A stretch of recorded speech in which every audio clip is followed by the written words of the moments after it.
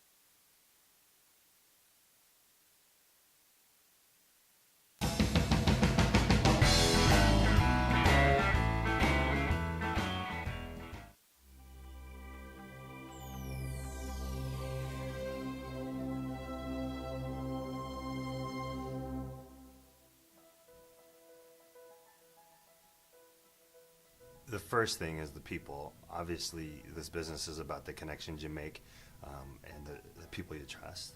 And the most important people that I trust in this industry are at this company. The new beginning. Other companies are doing things the same way they've always done them. And so having a new opportunity to do things a different way is what really intrigued me. I'd say from a sales perspective, what I love most is that we have really the best of both worlds. So we're a big multi-billion-dollar international company with great financials, but on the other side, we also feel very much like the small little family-run company. I like the safety of First American, but they've got a human side to them, you know, a little softer, gentler approach, and I really appreciate that, and they've really given me a great opportunity to go out and try and build something for them.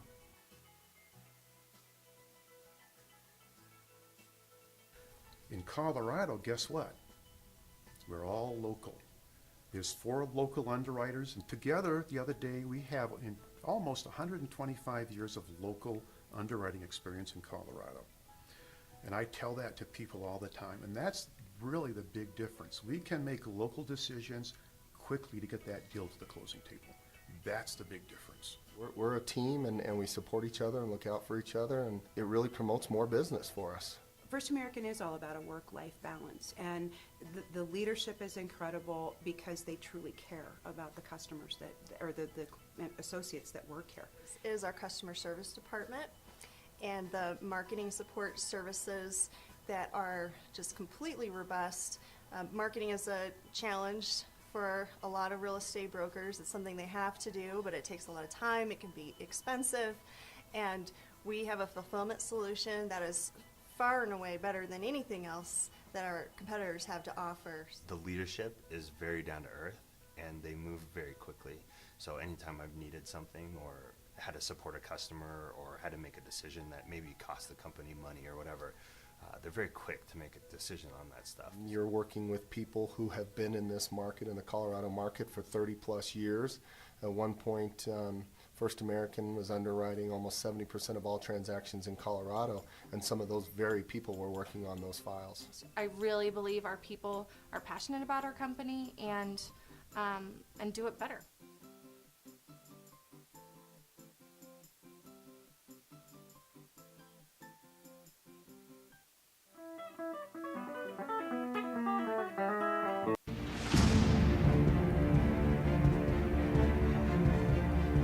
What if there was no car legal hotline? Just one call to a lawyer would cost you at least $250 per hour. What if you only had unreliable or hard to understand industry reports to include in your business plans and share with your consumers? What if there was not an organized association to fight for your right to conduct business in a fair and equitable manner and to protect consumers' private property rights? What if CAR never changes with the times to meet our members' needs? You don't have to ask what if anymore, because over the last 18 months, CAR expanded the legal hotline 2 more hours a week to help answer your legal questions. CAR created a research program that provides Colorado realtors with accurate and reliable quarterly housing market reports.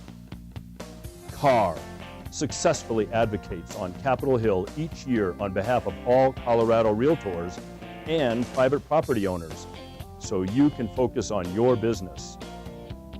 CAR created a professional development program that focuses on timely and relevant real estate issues through our live webcast program.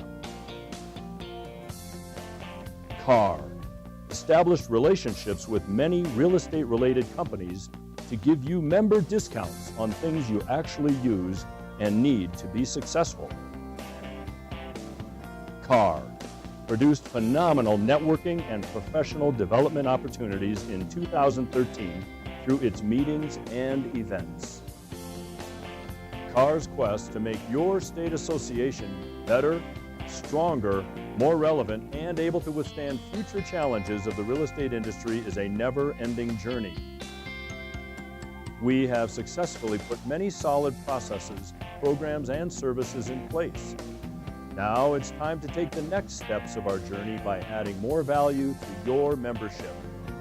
Our vision is to create more opportunities for Colorado realtors to lower their risk by expanding the hours of the CAR Legal Hotline. Provide more reliable industry and consumer data to make you more confident and productive in the sales process. Produce even more live webcasts you can apply to your ever-changing business and help you remain on top of your game. Build a deeper political war chest to help preserve the industry and protect your consumers' rights.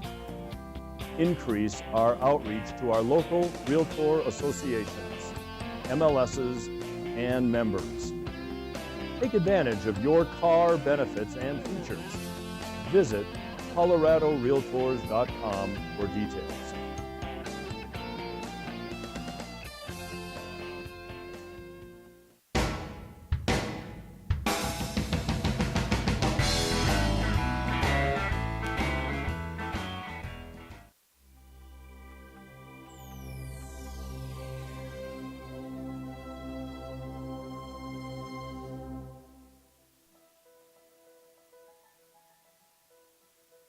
The first thing is the people. Obviously, this business is about the connections you make and the people you trust. And the most important people that I trust in this industry are at this company. The new beginning. Other companies are doing things the same way they've always done them. And so having a new opportunity to do things a different way is what really intrigued me. I'd say from a sales perspective, what I love most is that we have really the best of both worlds. So we're a big multi-billion-dollar international company with great financials, but on the other side, we also feel very much like the small little family-run company. I like the safety of First American, but they've got a human side to them, you know, a little softer, gentler approach. And I really appreciate that, and they've really given me a great opportunity to go out and try and build something for them.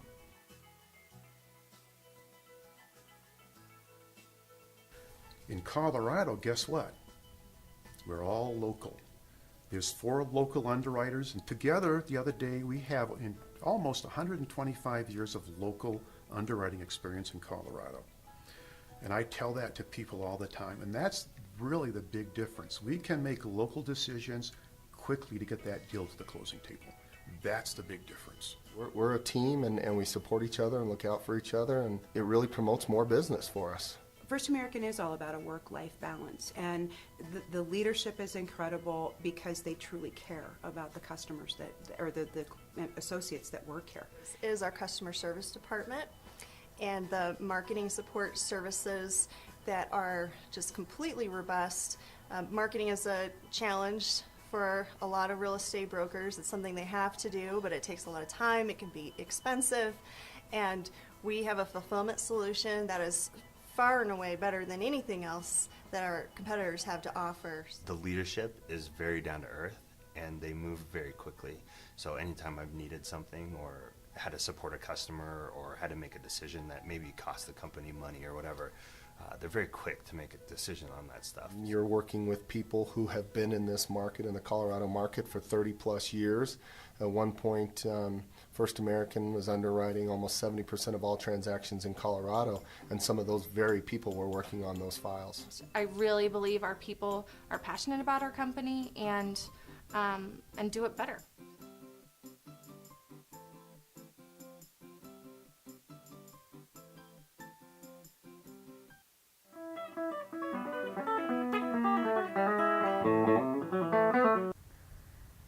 Good morning. I'm Julie Woodfin, Professional Development Coordinator for the Colorado Association of Realtors, and I wanted to thank you for joining us today. We have with us this morning a great panel here to bring you all up to date on what our government affairs has been working on down at the Capitol now that the legislative session has concluded. But before we get started, I wanted to pass along a special thank you to First American Title for their support in presenting our webcast program, which of course, as you know, is part of our professional development initiative here at CAR. Casey is here with us to share just a little bit of what First American is all about. Casey? Good morning. My name is Casey Thornton, Account Executive with First American Title. You may be wondering why I'm smiling so obnoxiously big. Well, it's because I work for First American Title. We were voted nationally in the top 20 happiest places to work, beating out even Mr. Walt Disney. We were also voted in the top 100 places to work in Colorado. Now, why does that matter to you? Because when you walk into a First American office, you will feel something different. Our happiness passes along to you and your clients. We would be thrilled to share a little of our pep with you. Give one of our perky reps a call. Thank you so much, Casey, and again to First American. Now, before we begin, I have a few short housekeeping items. We've allocated an hour and a half for today's presentation, though depending on the number of questions we receive, we may or may not use the full 90 minutes. We will take a short break in order to allow for those questions. If you have any along the way, feel free to type those in according to the instructions there on your screen. And then following the break, the panel will address as many of those questions as they can. With the legislative session just wrapping up, today's panel will bring you up to speed on the issues impacting the real estate industry here in Colorado. Our moderator today is Scott A. Peterson. Scott is licensed as an attorney and maintains an active law practice, Counsel Law Group LLC. In addition, Scott is a licensed Colorado real estate broker and through Counsel Realty Group LLC represents clients in the leasing and sales of commercial real estate. Scott is also the subcommittee chair for the CAR Legislative Policy Committee, which actively lobbies the state legislature on matters related to real estate, taxation, land use, water rights, and business affairs throughout Colorado. So without further delay, I'll hand the program over to him. Scott? Thanks, Julie. Good morning. My name is Scott Peterson, and I am the 2014 chair of the Business and Tax Subcommittee of the Legislative Policy Committee. As you know, realtors are hard at work every day during the session promoting our industry down at the state capitol. We monitor all legislation considered by the General Assembly. With the help of our members across the state, along with key legislators and other stakeholders, our goal is to come together to strengthen our industry and promote property rights. We are pleased to have with us today Rachel Nance, CAR's contract lobbyist, and Ted Leidy, CAR's Vice President of Public Policy, to update us on how the 2014 session went and what items we can expect in the next session. Rachel worked at CAR from 2006 through 2013 and is now our contract lobbyist. Ted has been with the Realtor since 2008. Rachel and Ted will walk us through key pieces of legislation that CAR has tracked, beginning with House Bill 1136. This is the bill that CAR ran to restore our exemption as a nonprofit trade association and to offer continuing education through our local associations to members and non-members. House Bill 1136. Rachel, Ted? Yeah, so House Bill 1136 was an issue that we discovered last July, I guess it was, and it was one of those unintended consequences. It was a situation where the Division of Higher Education, Occupational Schools, were making some modifications to comply with federal laws and regulations, and inadvertently, trade associations like ours got swept up into some of their changes. And so thankfully, we had a pretty solid relationship with the legislator who ran the piece of legislation in 2013. And so we went to her and asked, to work with her to help us address this issue for this 2014 session.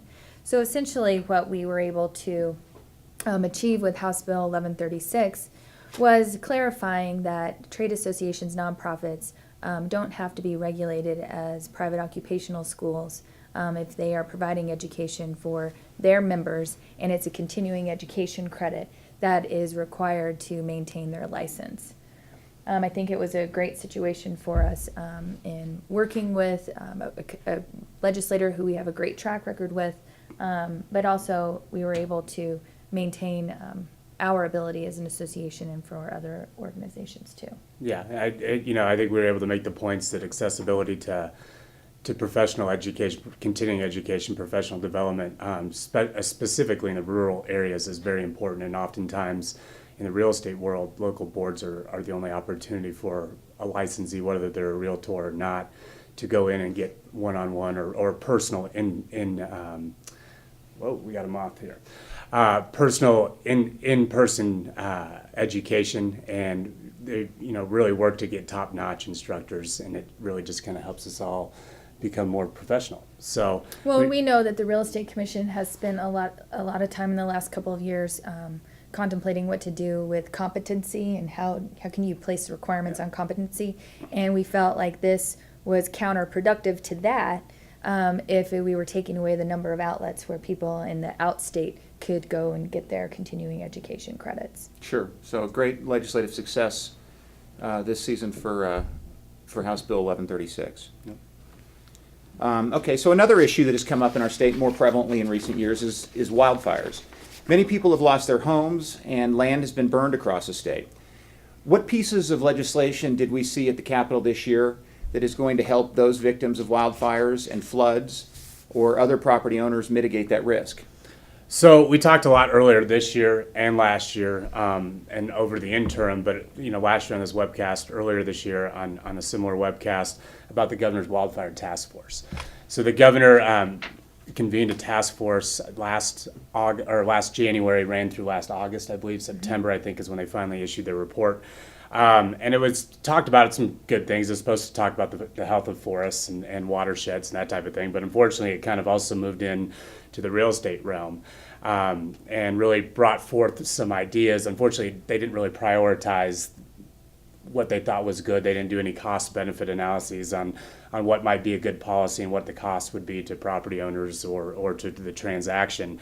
They just decided to kind of put everything they talked about into a report. And part of that report then became some really possibly injurious things to real estate, both, again, to the cost of home ownership and to the ability to transact property.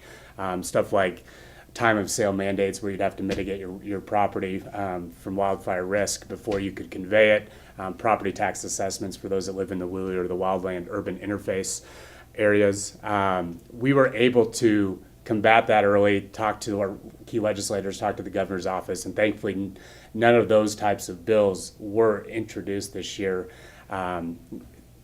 But they did have about a suite of 9 or so bills that came out, and at the same time, the Wildfire Matters Review Committee, which is an interim committee of the legislature, was also meeting. So our fear was that they would take some of those, ideas and run with them and come out, because then, they could have, I think, 5 bills or something that came out of that committee. We were able to tackle that kind of early again. But what they did some pretty good things this year, we think. House Bill 1001 or 1001 was a tax credit for property destroyed by a natural cause. So beginning in 2013, the bill establishes an income tax credit for the year that a property has been, demolished or just injured or been marred by whether it's a flood, any sort of natural cause, wildfires, that type of thing. We support it because, one, we thought it was important for the victims of the September floods, but also because we've had the Waldo Canyon fire and the Black Forest fire and the High Park fire.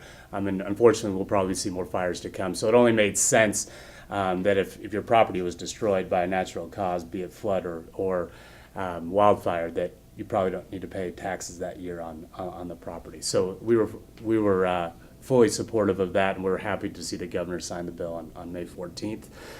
Another bill, less successful, that we did back pretty heavily, was House Bill 10009, which actually changed a current wildfire mitigation tax deduction into a tax credit. So the idea being a credit is a dollar for dollar kind of value for the taxpayer. It means more to a taxpayer, gives them greater assistance. It would have been a $2,500 credit that could have been renewed for up to 5 years, basically giving you a total of about $25,000 over 5 years that you could have used to defray your expenses for wildfire mitigation. Unfortunately, the bill died on second reading in the Senate, and we are disappointed that happened. As you guys up in the mountains know firsthand, clearing space, whether it's clearing trees or putting on a new roof or just creating a defensible perimeter around your property is very, very costly. So anything we're for targeted and reasonable policy solutions. We believe, having analyzed some of those task force recommendations, that financial assistance and education are probably the 2 biggest things you can do to change the long-term impact or long-term behaviors of those that live in those areas, and actually will have a long-term impact and get people and incentivize people to actually mitigate the risk on their properties. So we were again disappointed to see 1009 defeated in the Senate. And I might Go just ahead. add, Yeah. in case people are curious as to why it died, it was one that actually ended up dying very, very, very near the end of the legislative session. Tax credits are loved by some and hated by others pretty vehemently. And so it was one of those situations where there's another organization that typically pops up on third reading in either the House or the Senate, and they don't lobby the tax credit bills. They just suddenly, the night before the third reading recorded vote, they send out an email and saying this will be one of the bills you will be scored on, and we don't want it to go forward. And basically, it's a very fiscally conservative group who just doesn't like any sort of taxes at all. And so, I think that their thinking is well, why would you give a tax credit when we shouldn't be paying taxes anyway? And so it's a frustrating situation. And then on the less fiscal side, of the spectrum, there's even people who don't like tax credits at all because they don't think it's fair because it's not for everyone. Yeah. So it kind of ran into some pretty sticky politics, and that's the reason that it failed. So there was little that we could have done to try to overcome some of those more extreme positions among Sure. legislators. Fortunately, some people don't live in the world of reality, but it's fun to believe that we'll live in a no tax society. But yeah, thank you, Rachel, for adding that. Another bill that we tracked and supported this year and was successful that the governor signed also on May 14th was Senate Bill 8, which creates the Wildfire Information and Resource Center. So again, to my point earlier about financial incentives and education really being the keys to changing behavior long term. making those long-term impacts, getting people to realize and actually go out and mitigate the risk on their properties. This bill creates the Wildfire Information Resource Center, more a website, if you will, within the Department of Public Safety. The state fire chief will be responsible for that, and his office will be responsible for that. So not only will it give you, ideas about what you can do, it'll give you resources that you can contact. A lot of local fire departments, if you just contact them, will come out and say, give you a little risk audit and say, here's what you need to really defend your property against a wildfire. So it gives you those types of pointers, but also the resources that you can call. It's also supposedly going to be there in cases of actual emergency to help with the reverse 911 calls, 911 calls that they do for evacuations, that type of thing. So it's supposed to be a repository of all things information, whether it's prevention or getting you out of harm's way. So we thought, again, that was a reasonable targeted policy solution that we could get behind, and we were glad to see that pass this year. Besides these bills, we tracked about 7 or so other bills that were wildfire-related bills, everything from a fireworks ban, a county's ability to declare a fireworks ban. Right now, the governor is the only one that can actually do that in the state, to firefighter safety, other kind of grants, and wildfire preparedness. So most of those passed, and we'll be taking a full kind of inventory of the full complement of bills that the legislature did on the wildfires issue. So. Well, it seems like these sort of natural disaster bills are always seem to be a little bit reactionary from the prior year events, and so hopefully next year is a slow year for these bills, because it'll mean that we have a passive summer in terms of wildfires and God forbid more flooding. So yeah, I think with some of the other bills that did pass this year were issues and ideas that had percolated years before, and they were able to achieve some funds for preparedness and such. And so I think maybe, depending on what kind of season we have this year, maybe it'll be a year that we can breathe to see how the things that did pass really are working. Sure. And they were able to add to the wildfire fleet, their firefighting fleet of aircraft. That was a big deal that, a lot of times we have to wait for them to come from other western states, and as we well know from the news, Arizona and California are kind of probably taking all the resources right now. So if something were, God forbid, to pop up here, it could take a while to get the full complement of forces that we would need to adequately fight a fire. So in knowing that out there and knowing how those shared resources are out there, Colorado moved to try to have some of their own resources and establish an air fleet that they could use and be able to respond a little more quickly. So. Perfect. Well, we're glad to see so many options brought forth from the Wildfire Matters Review Committee to ensure that property owners are being assisted, whether through the rebuilding process or just mitigating risk. Now for a topic that we see frequently come up in the legislature, let's discuss split estates. There was a bill this year dealing with split estates disclosures, Senate Bill 9. What can you tell us about the impact that this will have on real estate contracts? Well, this again is another issue that was here last year, and we knew would come back again this session, and it did. It changed a little bit from last year. Basically, what we were able to successfully amend the bill early on in the Senate. Those amendments stayed on to adoption, and the governor has signed the bill.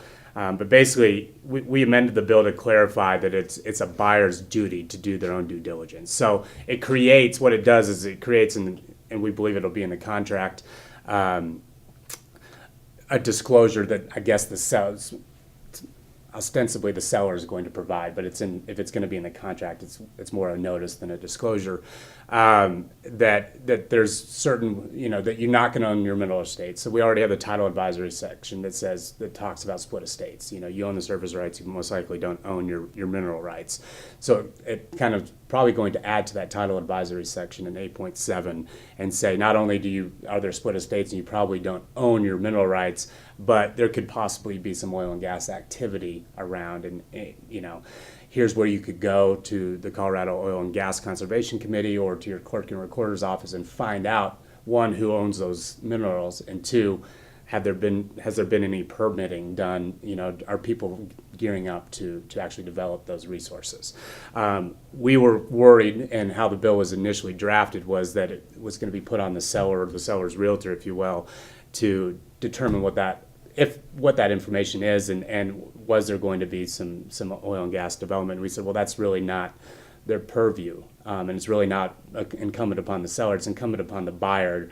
And we have always fought for a buyer's right to do any sort of analysis or testing or inspection on a property that they deem fit, and comfortable to make this large purchase. So we wanted to just clarify that it's really the buyer's duty, but they do have that right to go do that due diligence on their own. I don't know if you want to add anything more to that.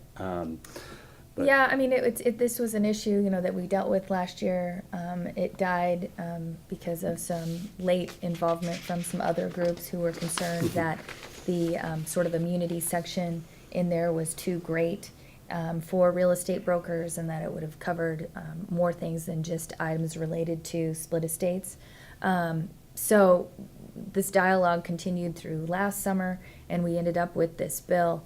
Hopefully, as Ted mentioned, it'll be in a contract and simply come across as more of a disclaimer and maybe a little bit of a warning statement to buyers who may or may not be concerned. I mean, this is a year where potentially there's going to be lots of things flooding our TV and radio waves about oil and gas activity, and so maybe this will serve to help provide people an education opportunity to figure out what they want and can do to discover this. Sure.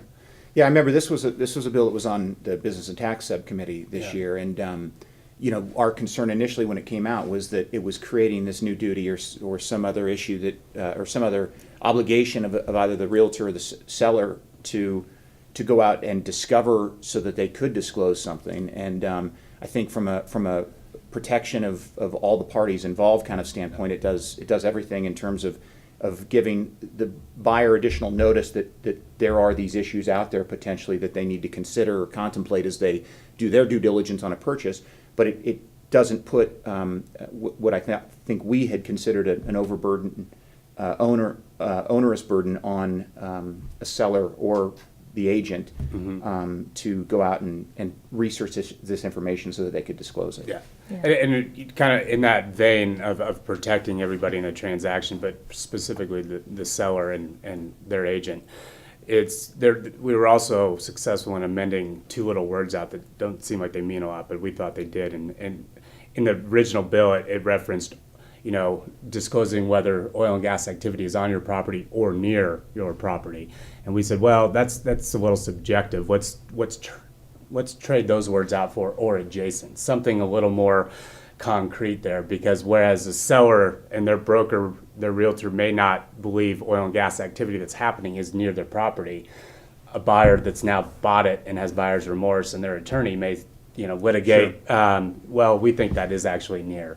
So we said, let's make it or adjacent so that we know, we can put a little boundary, if you will, around that and say, obviously, if it's adjacent to your property, you should have actual knowledge of it. And when you have actual knowledge of something like this, you must disclose. But we just wanted to make sure that there wasn't some gray area there that could be litigated later. And then finally, I just want to give a kudos to the Division of Real Estate and Marcia Waters, our the director there. They worked with the bill sponsors to also amend the bill to have this forms change not happen until January 1st, 2016. It was going to originally be 2015, but this was to respect the Real Estate Commission's 2-year moratorium on forms changes. So which we're in favor of. Yeah. We are in favor of that. Very much in favor of it. So. Again, trying to help competency. That's right. Yeah. That's right. Well, it helps when things don't change all the time. It really does. And Marcia does a great job, absolutely. All right, well, we're glad to see the stakeholders are working together to ensure that legislation such as this does not become overly cumbersome during the transaction process.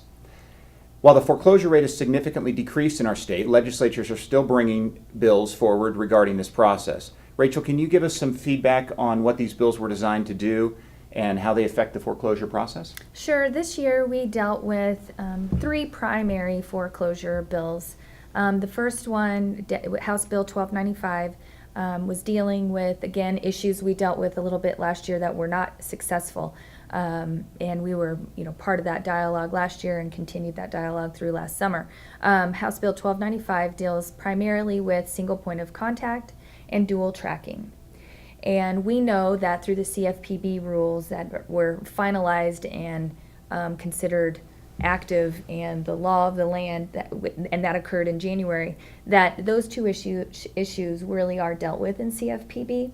But there are some legislators that were concerned that if we didn't have that language in our own statutes, that Colorado citizens wouldn't maybe recognize the remedies that they have if for some reason they're going through a foreclosure process and they don't have a single point of contact to deal with, or if they do find themselves in a loss mitigation process, and then suddenly they receive a foreclosure notice, that's not allowed anymore. That's a prohibitive activity. But that then they wouldn't recognize that they have other avenues to say, whoa, stop this foreclosure. Sure. You're not allowed to do this. And so House Bill 1295, a lot of us in the real estate industry worked on it together to make sure that we were trying our best to mirror the language of the CFPB so that we wouldn't have a different set of rules and regulations to live by that were different than the federal rules. And I think ultimately it's turned out to be a pretty decent piece of legislation because it is so similar to the CFPB rules. Other things that were a part of that too is, if a homeowner who gets a foreclosure notice, they are provided information on where to go to seek remedies if they feel like they've been wronged, how to file complaints, that sort of thing. There is, still one outlet that they could, if people find themselves in this situation, that they could contact the Attorney General's office. But for the most part, the Attorney General's office will turn these complaints over to the CFPB, whose job it really is to manage these sorts of complaints. Hopefully, we won't find a whole lot of this going on anymore. One, because of the CFPB and the Dodd-Frank Act that really pushed a lot of this at the federal level, but also because people are becoming more aware of what to do, and lenders or servicers who do something wrong have really severe penalties and fines Sure. that could be levied on them, including not being able to lend in that state anymore for, I think it's like 6 years, if I'm not mistaken, depending on the offense. One of the other bills that we dealt with was House Bill 1130, and this was a really kind of a feel-good kind of policy. And it was dealing with when somebody is a homeowner, a distressed homeowner, is able to cure their foreclosure before it is sold, that if for some reason they make an overpayment in the cure amount, that money is returned to the borrower. Right now, the public trustees had said, well, it seems like we might be able to return it to the borrower in some instances, but in other cases we're not really sure where it goes, so they were returning it to the servicer or the lender. Or they were just keeping it. Or in some cases, I think even some of the public trustees were just sending those dollars back to the county government as well. Okay. So it really gave a new, more consistent process for these public trustees on how to deal with overpayments of cure fees. I think it's a great one. Hopefully it'll work. It was something, again, that we worked very closely on with our stakeholders in our real estate industry and the public trustees. This was one of those issues, too, that was part of a series of Denver Post stories that ran last summer. Sure, yeah. And so, again, it was a reactionary one, but it was like, oh, yeah, wow, this is happening. Let's take care of it. So it was one that It was a good reaction. it was a good way for us to kind of wear a white hat and help out a little bit. And in some cases, it's not that much money. But for somebody who's been in a distressed situation, every dollar counts, in my opinion. Sure, yeah, no, it all counts. And then the last bill that kind of maybe sort of sews all of these other two issues together is the deferment process. And House Bill 1312, we extended, we're part of the group that helped extend the foreclosure deferment process and really helps notify people that if they are in a distressed situation on where they can go to try to seek help, try to figure out a way to determine if they can get a loss mitigation application in, how that works, getting in touch with their servicers. And really, it's a good one. We saw a lot of benefit come out in the early years of our economic downturn and our period of high foreclosures, that this was really a great way to communicate with people so that they wouldn't run away or bury their heads in the ground because they were embarrassed, they were concerned that they were losing their home, but they didn't also feel like they had any ability to go figure out how to navigate this maze of their mortgage and foreclosure situation. Good. Anything you want to add? I just back to 1295, as Rachel laid out, the importance of making that bill on single point of contact and dual tracking track the CFPB. One of the reasons we were so concerned that if it did not is that it would have a chilling effect on financing in Colorado, because a lot of the lending that we see is obviously by national lenders. So we didn't want to make ourselves so unique, such a unique state, that the national lenders said, well, we'll go lend elsewhere and dry up some of the liquidity that's out there for home borrowing. So that's really the only thing I want to add. And on 1312, I think it's the PTs, the public trustees have said they don't know that many people are taking advantage of it, but it really doesn't cost anyone anything. So if it can help even just a few, it's one of those that doesn't really have kind of a ripple effect on the rest of the industry. So it's a good thing, I guess, to extend the deferment process for another year. Well, hopefully, as the Colorado economy remains robust and exciting and everything, we don't have to invoke some of the benefits of these bills that have been passed. But it's nice to have them in anticipation potentially of the next down cycle. So it would be nice now. I think 10 years in a row we've done foreclosure reform on some level or another. So it'd be nice to allow the reforms from the past 10 years to actually take hold and not reform the reforms before they've actually had a chance to do what was intended. So we'll see. Yeah, a lot of it will depend on what the economy's doing. Sure. Yeah, there's a good chance people still haven't waded all the way through the CFPB rules. And That's I think true. if you print them out in normal, legible print, it's something like this big. So Yeah. who knows what else is That's in there. true. Well, you have to pass the act before you read the act or something. That's like right. that. Or before you know what's in it. That's Anyway. right. So House Bill 1130 that we just talked about in particular deals with consumer protection. Many real estate stakeholders have also been discussing the licensing of home inspectors as a consumer protection issue. How did this process go, and when should we expect to see legislation out of the Sunrise process? Yeah, there's a chance that you guys have heard us talk about home inspectors quite a lot before, because for close to 2 years we've had a little working group of people, real estate brokers, realtors, appraisers, home inspectors, kind of the whole cross-section of people in the industry, really dialoguing about the need for regulating home inspectors.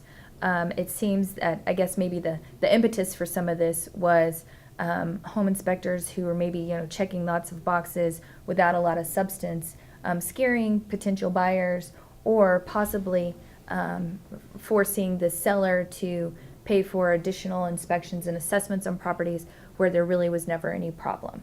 And so that's kind of where the dialogue started.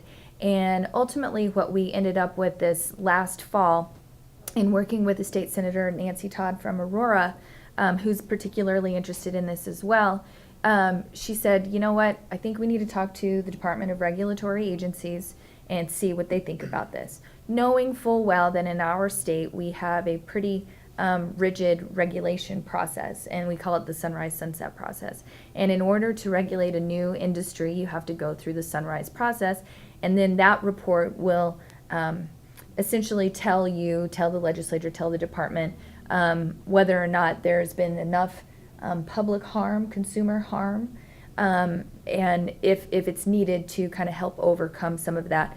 But then also I guess maybe the other 50% of that equation too is if you were to apply new regulations to this set of professionals, does it become an overly burdened regulation, ultimately preventing people from entering the industry? Okay. And in that dialogue we had with Senator Nancy Todd, Barbara Kelly from the Department of Regulatory Agencies, they ultimately said, you need to file a Sunrise application. The home inspectors have gone through this process before, many years ago when mortgage lenders were not regulated, appraisers were not really regulated by the state, and we hadn't been through this foreclosure situation either that we're coming out of. Mm-hmm. And so I think our group ultimately decided, you know what, we're going to file this application, we're going to allow the department to do their job and really go out there and assess and survey to see whether or not this is really a need, if there is real consumer harm occurring. Much to our surprise, however, there was another legislator who wasn't involved in this very long dialogue we were having, and we ended up with House Bill 1272. Okay. And ultimately, this bill would have required home inspectors to be sort of regulated, sort of just Certified. registration. Yeah. And so we kind of call that, regulation light. And I think she was primarily concerned because she has a couple of friends who are real estate brokers and had run across some of these situations that I've spoke about previously. And she said, this is my last session. I think I need to do something. And if certification isn't the way to go, then at least something's in process and something's on the books. And if it needs to be changed, well, then you can just change that.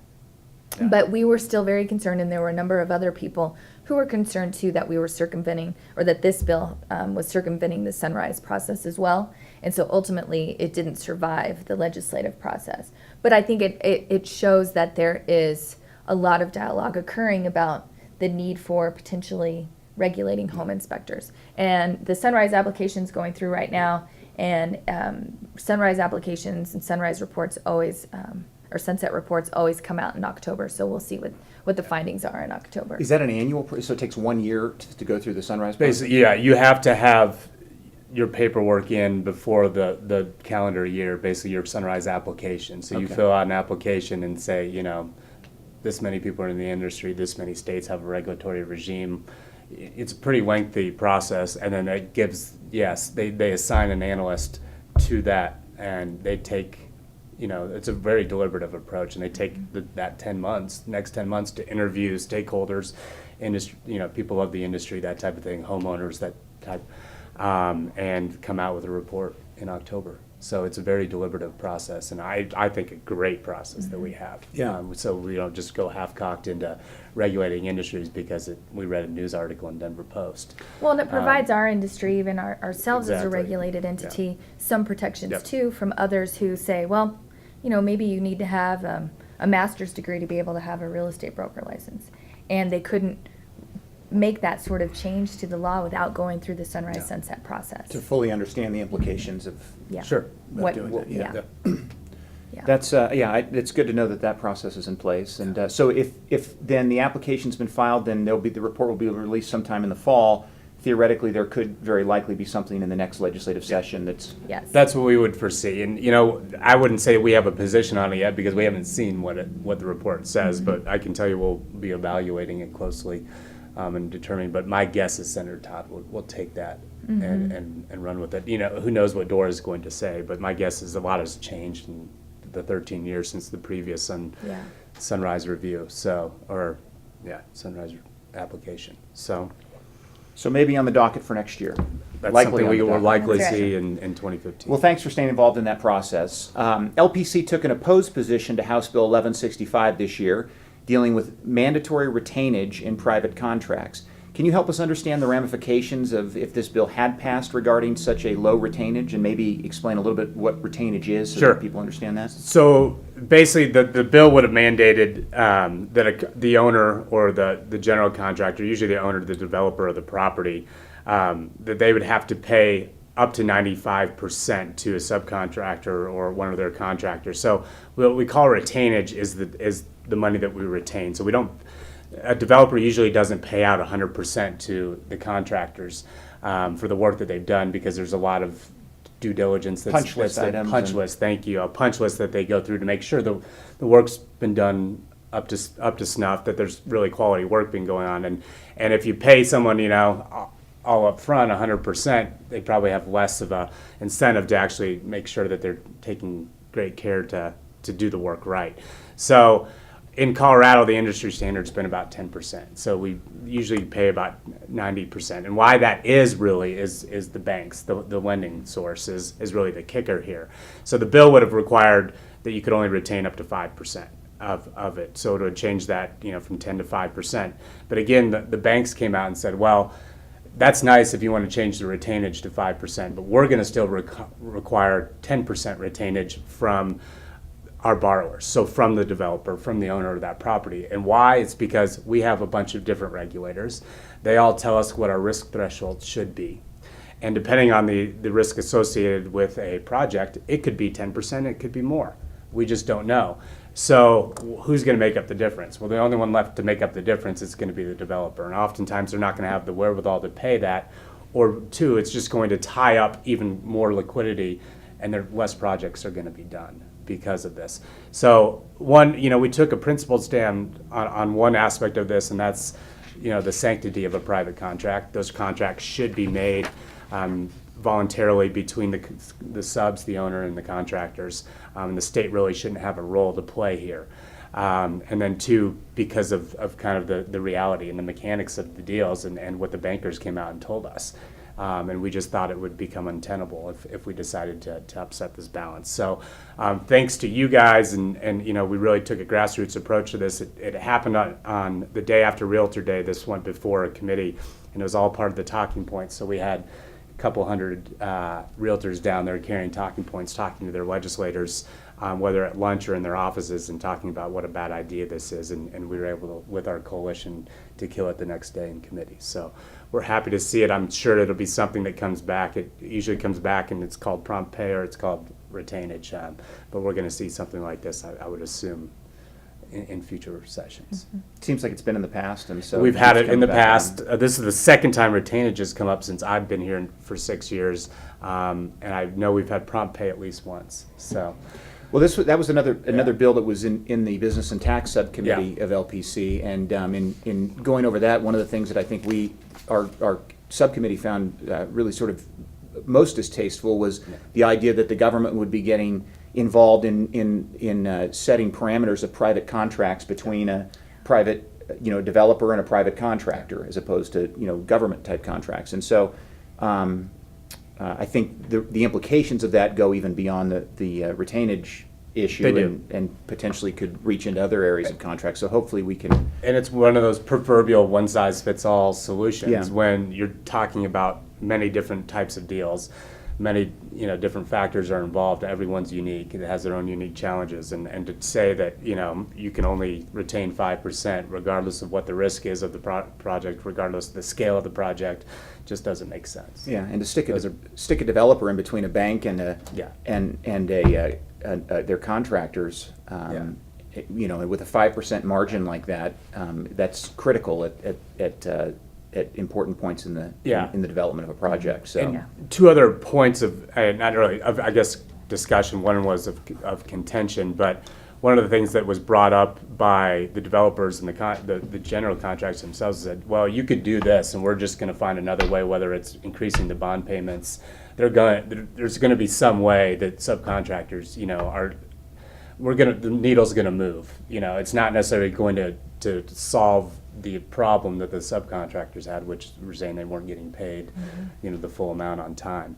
But as you said, there's punch lists and due diligence that goes on even after work's completed, just to ensure that the work's been done properly. And when you throw in, God forbid, construction defects, which we'll get into in a little bit, and all that, we want to make sure everything is being done right. Sure. And then another little issue that was raised. And this was by the bill sponsor, namely, is a couple years ago they did move the retainage on public contracts. So on public, so when Mortensen Construction builds the Judicial Center downtown, so public construction contracts, they did move the retainage.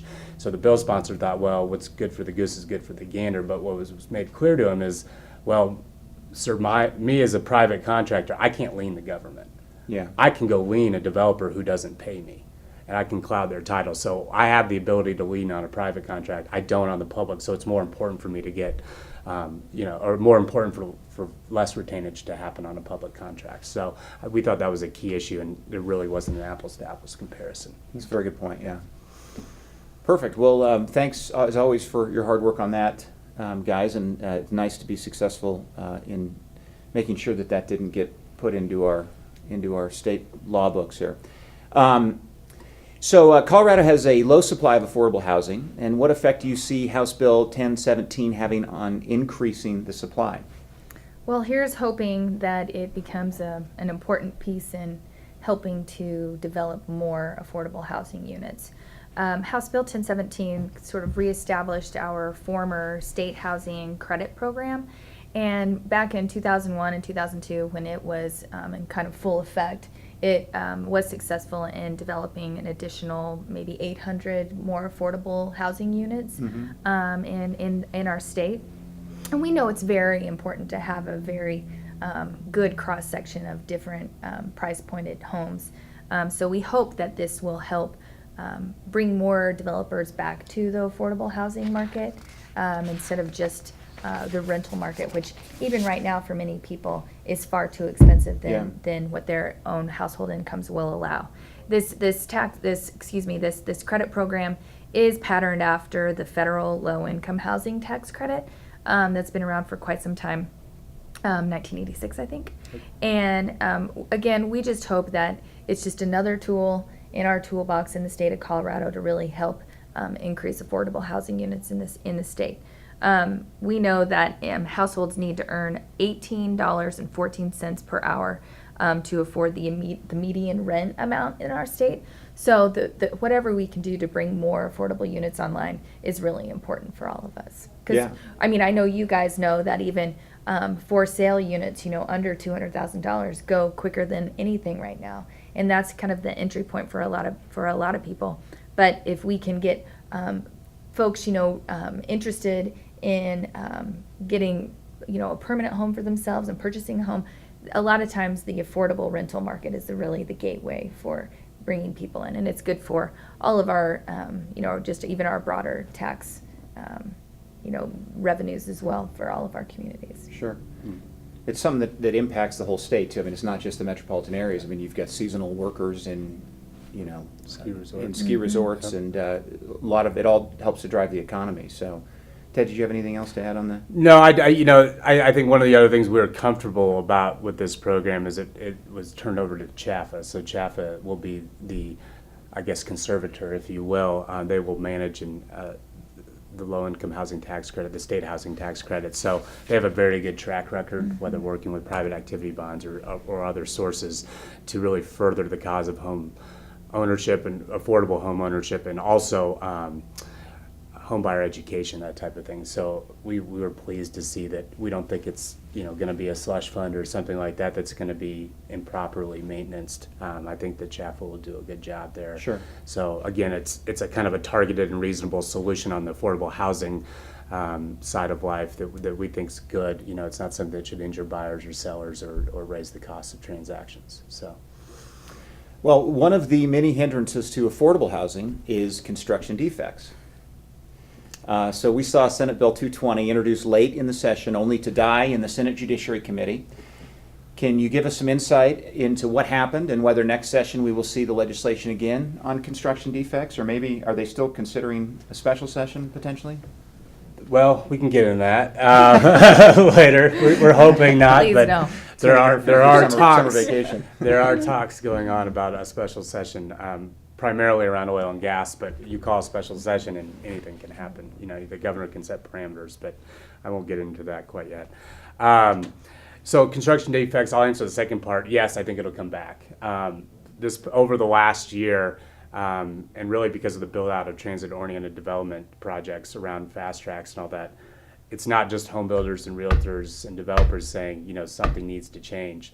The Metro Mayor's Caucus has recognized it. The Economic Development, Metro Denver EDC, Economic Development Corporation and the Denver Chamber and other business groups have recognized that this is a key economic driver for Colorado that's missing, especially around transit-oriented development, but especially on the affordability scale. So. Again, Rachel touched on anything under 200,000, anything even maybe up to 250. We're just not seeing it built anymore. So all we have is the existing supply. So many of our members have told us that they're just looking for something in that realm. Whether it be it a young family or just a first-time young professional home buyer that wants to be in the city center or somewhere close to transit. And if we want to become more sustainable, that type of thing, we need to have a diverse product at all these transit stations, not just for rent units. And that's the only thing you're seeing built right now. And that's largely due to the insurance costs that are there because of construction defects, or what we call SEDAR in Colorado, our Reform Act.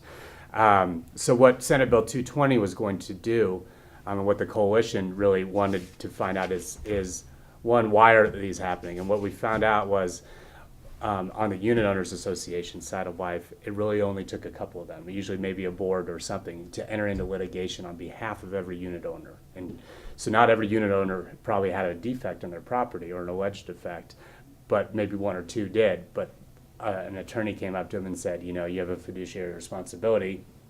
I don't know if they really do, but as the HOA board, to file suit because there's a defect. And they went so far down the rabbit hole in some respects that it was, well, we've got to sue now because we don't have enough money to pay for the attorneys in our reserves or, in our budget.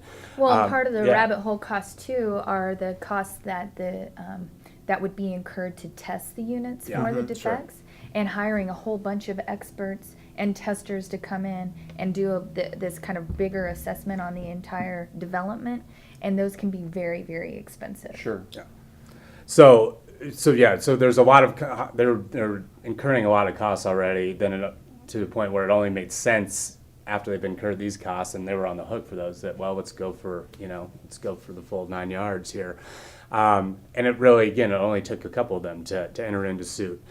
And once that litigation starts, it clouds each and every unit in that unit owners association. So it has implications just beyond the defect of the property.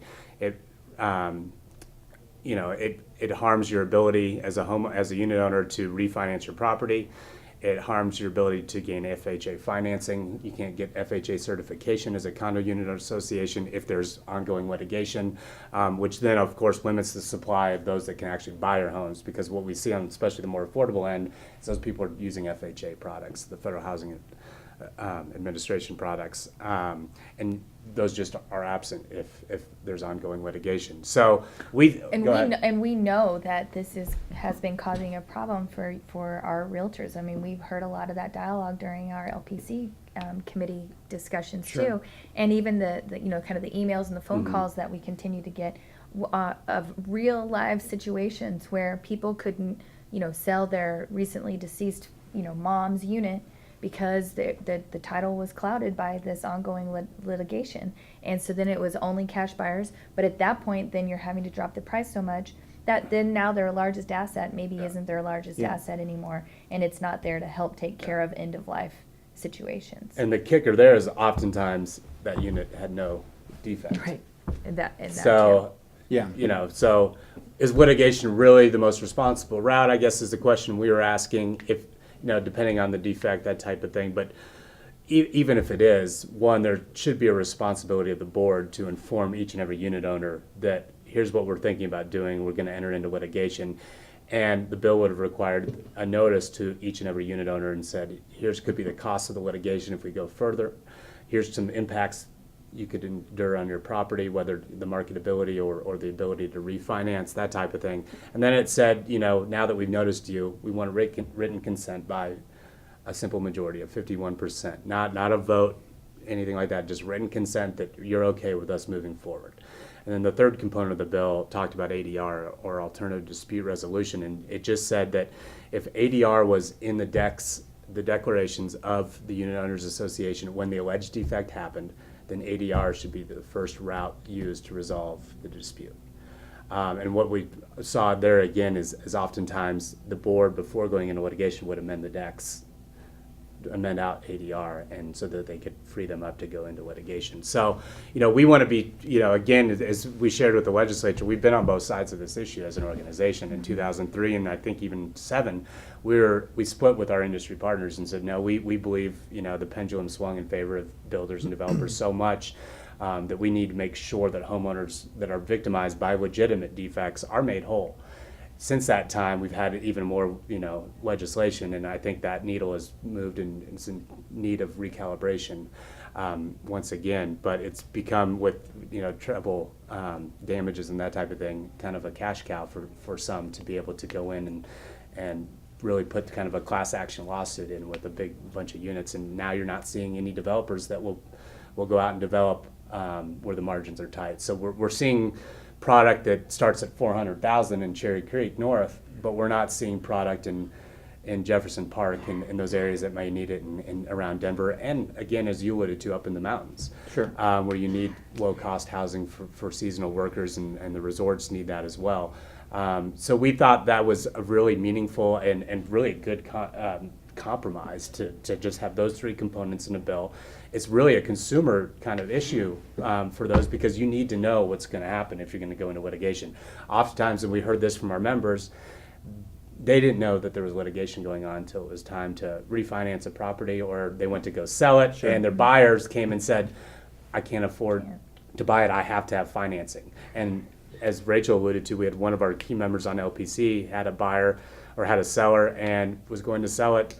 It was, I think, a pool. There's a defect with the pool that was part of the unit, not in her unit. She lost about $45,000 from the list price to the price that she had to sell cash to an investor. So it really can hurt people on both scales, on both sides of the scale. And we always will be vigilant that what we do in reform doesn't, hurt the homeowner, hurt the unit owners. But it's really something that must be addressed. Yeah, no, I would agree. I mean, I think when you consider the billions of dollars that this state has spent on light rail, on the infrastructure to put that in, and you've got all of these sites that previously had been, underutilized, that are now, part of TODs, and everything going up around them are apartments rather than for sale, condo units. When you consider that in conjunction with the affordable housing issues that we have, as well as the studies that we've seen about what for sale units do to a neighborhood long term versus rental units do to a neighborhood long term, I think it's a real shame that we're quibbling over some of this. And I mean, obviously, consumers need the protection of making sure that the stuff that they're building or that they're buying from builders has been built properly and to a quality level that we can all expect. But at the same time, I just see the impact that it's having, and it's pretty dramatic. And I think long term, it only potentially gets worse. Because the developers just simply can't get the insurance underwriting, or if they do, that it comes at such a cost. It does.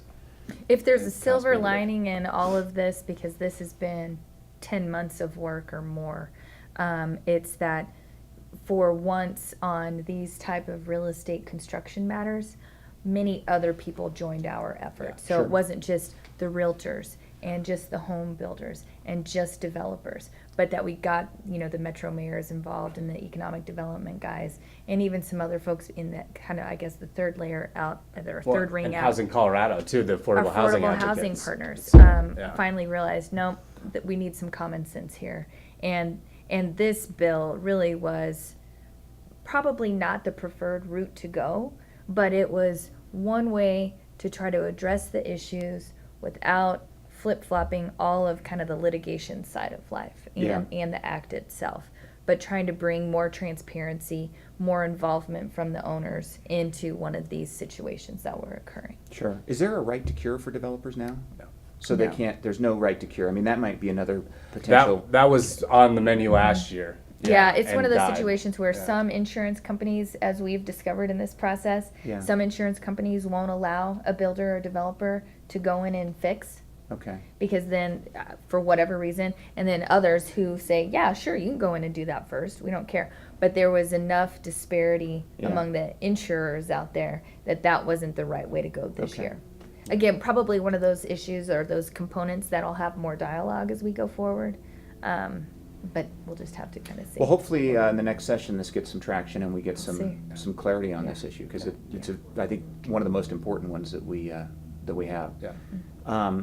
So, and real quickly, I alluded to a special session, and I know that's related to oil and gas and potential issues there. Do you guys see anything happening with that? Is that just a very unlikely, despite what you're... My friends tell me that, 2 weeks ago, they gave it a 5% chance that there would be a special session.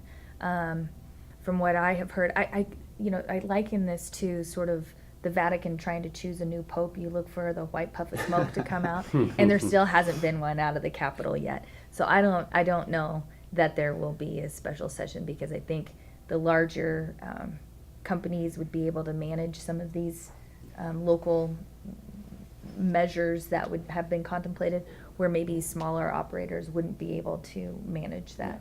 And so I think that the Oil and Gas Association, who has members the whole spectrum, the whole size, nobody's been able to work anything out yet. And just to what our members know too is like Rachel said, they've been sort of quiet, Pope-like, electing Pope-like conversations. But we weighed in along with a coalition of other property rights groups, whether it's the wheat growers and Cattlemen's Association, the home builders, and said, don't forget about surface rights owners when you're talking about setbacks, creating even bigger setbacks, that type of thing, is because when you do create a setback, whether it's a local government that's doing it or the state says it through the Colorado Oil and Gas Conservation Commission, what you're doing is if you take the circumference around, a point of development and say it can't be within 2,000 feet, you can't have a school or a commercial building or a home, that's all well and good, but what you've done right there is taken a ton of acreage out of ever becoming developable as long as the energy is being developed. So what we were fearing is another type of situation like we just came out of with the recession, where energy prices spiked at some level, but the bottom fell out on real estate. So you weren't seeing a rush to develop property, but you were seeing a rush to go develop your mineral interests. So what happens if that happens, and it's pulling in opposite directions, and we get a lot of energy development, but then when the real estate sector rebounds, that takes a whole lot of land out of play from ever becoming developed, at least as long as the energy is being developed there. And as we want to have protections for homeowners, and we don't want them to live in industrial zones, we do want to remind everybody, and including the Oil and Gas Association that like to make land use decisions on our behalf, that you need to think about everything here. And we're all for responsible development, but we also need to make sure that we're taking care of private property rights, whether it's a mineral right or a surface right. Absolutely. I mean, yeah, the local control issues they're oil and gas directly related, but there is a whole bunch of real estate and property issues that are involved with that as well. So I know next year we'll all be keeping our eyes on that as we go along. So, well, we don't have any questions today. So do either of you have any final points before we wrap up? I think we've really covered a lot of our stuff. I don't know about you, Ted. Two things. One thing we know will be studied over the summer, water related, was Senate Bill 15 this year that was really a de facto land use mandate on local governments that said that if you as a local government want to have your authority to determine that there's adequate water supply for new developments, you must have a certain ordinance on your books that says not more than 15% of every lot can be covered with grass, especially if you're using ag water, an ag transfer water. Well, that's the only place in Colorado to get water right now is from agricultural interests. So it was really a de facto land use mandate on local governments. So we joined forces with CML and CCI, the municipal league and the counties, and that bill was ultimately turned into a study. So the Water Resources Review Committee this summer will study that issue further. And then Senate Bill 103 after 2015, when you guys redo your kitchens and your baths, you're going to only be able to purchase water sense fixtures. You can order them online if you don't want a water sense fixture, which is a low flow fixture. That's tank and tankless toilets, your faucets, your shower heads, that type of thing. Denver Water and Aurora Water really came down to the Capitol and said we need to conserve water. It doesn't really impact you guys from a day-to-day thing, but it can be kind of a source of information that you can give to those clients that that are buying the home that they're going to fix up after 2015, that if they're going to want to actually feel clean in the shower, they're probably going to have to drive to Kansas or order their Ted's fixtures not online. Showing his bias at all. Anyhow, or but it's a brave new world out there. Or these days, just walk outside to the rain that we get every Right. day. Yeah, that's is right. true. That's right. But you can't Yeah. rainwater harvest. So I don't know. Oh, you're not allowed to do No. that? Now, not. well, there's a pilot program Yeah. in Douglas You have to County get an right now, application. so we'll see. I have to clean up my gutters. The other thing I think I leave our members with today is we are in election season, 2014 elections. It's a midterm elections for the national level, but here in Colorado, we have 83 legislative seats up for grabs. We have all 4 constitutional statewide offices: Secretary of State, Treasurer, Governor, and 8 Attorney General, and then we have 8 of our 9 congressional delegation up. So we have about 95 total races. So if you ever wanted to be involved this year in determining that we can get the policy outcomes that we want at the Capitol, which starts with getting the right decision makers, the right legislators in place, now is a good time to invest in our PAC, and now is a good time to make it known at your local board that you want to participate in our candidate screening process, which will begin in earnest really in July after the June primary. But it will be, I don't know how many offhand, but we're going to have probably 60-some candidates that we want to meet with, interview, have them fill out a questionnaire, and really start the conversation with them about why realtor interests are so important. So it's going to be a busy summer and busy fall. Yeah. Sounds good, guys. Well, thank you so much for all of your insights. We really appreciate it. I can say, personally having the opportunity to work with Ted and Rachel both for the last couple of years, they do a really phenomenal job advocating, homeowner interest, property owner interest, and most importantly, realtor interest down at the state capitol. And so we're lucky to have them working on our behalf. So thank you very much. And I'd be remiss, Scott, if I didn't also put out a special thanks to Mark Trenka and Janine Johnson, our chair and vice chair of the Legislative Policy Committee, and then Scott and his colleagues that chaired one of our 5 subcommittees, and then each of the 37 members of our LPC. Rachel and I learn a lot day to day, week to week, of how public policy affects the transaction and your clients and their property rights. So it's helpful to have those people engaged and giving us kind of the practitioner viewpoint. Yeah, it's a good diverse group It of is. people, and there's lots of good discussion, good feedback, and I think everybody's perspective is heard and incorporated into decisions that we make about making policy recommendations. Yep. So anyhow, well, hopefully we have a successful session in 2015, and thank you both very much. Yep. Thank you, Scott. Thank you, Scott.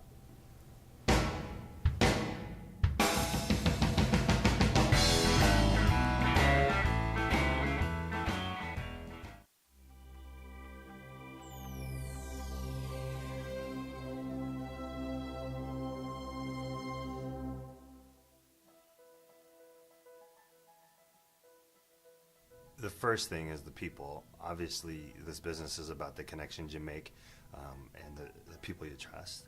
And the most important people that I trust in this industry are at this company. The new beginning. Other companies are doing things the same way they've always done them. And so having a new opportunity to do things a different way is what really intrigued me. I'd say from a sales perspective, what I love most is that we have really the best of both worlds. So we're a big multi-billion-dollar international company with great financials, but on the other side, we also feel very much like the small little family-run company. I like the safety of First American, but they've got a human side to them, you know, a little softer, gentler approach, and I really appreciate that, and they've really given me a great opportunity to go out and try and build something for them.